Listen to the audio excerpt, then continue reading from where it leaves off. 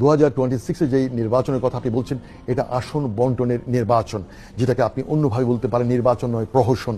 আসন ভাগাভাগি অলরেডি ফাইনালাইজের পর্যায়ে চলে গেছে, চূড়ান্তের পর্যায়ে। জামায়াতে ইসলামকে 80 আসন অলরেডি দেওয়ার জন্যে হাতে পায়ে ধরে বসে আছে।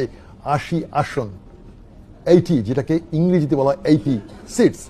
আর চিলড্রেন পার্টি, যেটা ন্যাশনাল চিলড্রেন পার্টি, তাদেরকে 8টা সিট এখনো পর্যন্ত কনফার্ম করে রেখেছে। আর বিএনপিও চাইছে মেজরিটি তারা পাওয়ার নিতে। তবে আবার বলে রাখছি, যিনি ক্ষমতায় আসুন, জামায়াতে ইসলাম, তারা হবে ওয়াচ ডগ। এই ওয়াচ ডগ বলতে অনেকে হয়তো বুঝবে না যে ক্ষমতার পেছনে যে মুগুর যে হাতে থাকা, এই মুগুরধারী হবে জামায়াতে ইসলাম। সুতরাং যারা আসবে 2026-এ, এটা একটা মিক্সড একটা কিছু আসবে। আর আমি আগেও বলেছিলাম জামায়াতে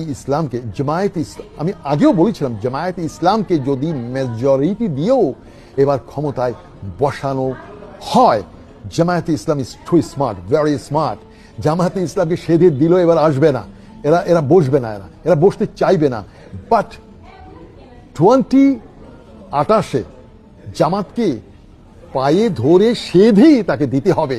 কারণ এই যে ট্রানজিশনাল পিরিয়ড, এই যে 2026 এবং 2028, এই 2 বছরের যে মাঝখানে যে ট্রানজিশন, যে সরকার আসবে, সেই সরকার তার কাঁধে কিছু কলঙ্ক, কিছু দায়ভার, কিছু ব্যর্থতা নিয়েই তারা বিদায় হবে। তারপর হবে আসল নির্বাচন। আর এই ট্রানজিশন পিরিয়ড গতবারও হয়েছে, সেই 1980s-এ, আপনারা অনেকেই জানেন। 86 থেকে 88, আবার বিএনপির সময় একবার দেখেছেন 1996 তো 6 মাসের জন্য একবার এসেছিল। এইভাবে কিন্তু খণ্ড সময়ের জন্য কিন্তু অতীতেও বিভিন্ন দল ক্ষমতায় এসেছিল।